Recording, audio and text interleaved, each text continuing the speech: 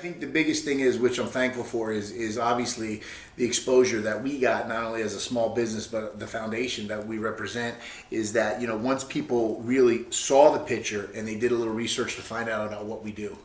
And that means the most, because the first day that happened, we had almost 1,000 people go online and make donations, almost $25,000. So, you can talk about the hug and you can talk about all that, but you know what? At the end of the day, when people did a little research to find out what was really going on and the purpose behind the hug, it was welcomed worldwide, because like I said, almost 1,000 people donated in a day online. And can you tell me about how much you've garnered in donations since that time? Because it's been a few weeks now since that happened. The initial push was almost 24,000, and obviously as you're out of the median and it goes down, it's right. Before that we were not even we would have events month to month, and whatever we take in we would give out. We never had that opportunity to really have a little money. Cushion. Yeah, exactly. Money coming in for no apparent reason. So.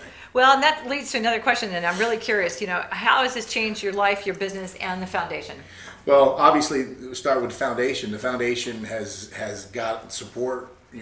We did Anderson Live, and ever since then, he had sent it out to all his media contacts. And like I said, we've had the BBC, the Canadian broadcast, Czech TV, all come in and do stories. So it's spreading worldwide. We've gotten phone calls to say, wow, how can we do it, where we live nationwide? So that's great. You can't put a price tag on that.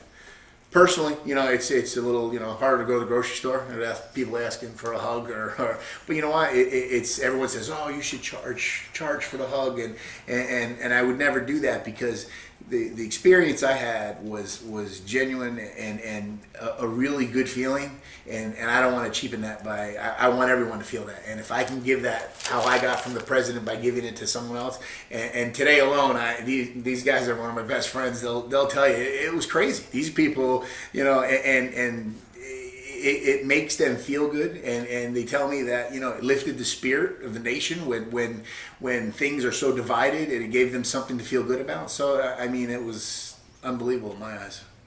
And what about your business then? Because we wrote a lot of stories where the backlash started almost right away, which kind of shocked me. At first, it was hard to deal with, kind of.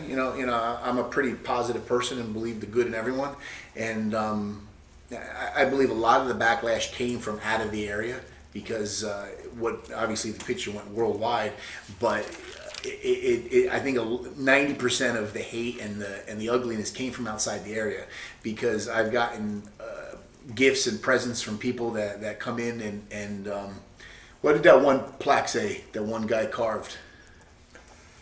You know what I'm talking about? Something about the community not letting me fail, and he goes, I don't agree with your political views.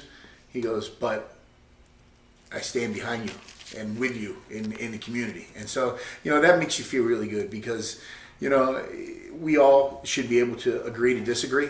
And I think that's the biggest thing that I try to tell people. I'm not going to say anything negative about anyone. We're all entitled to our opinion, and to go out and vote. And if yours is that strong of a difference, that's your right, and do that. But I don't feel that at any time. Like the biggest thing is we can agree to disagree, and it's not right to physically threaten me or to try to ruin my business over your view versus my view.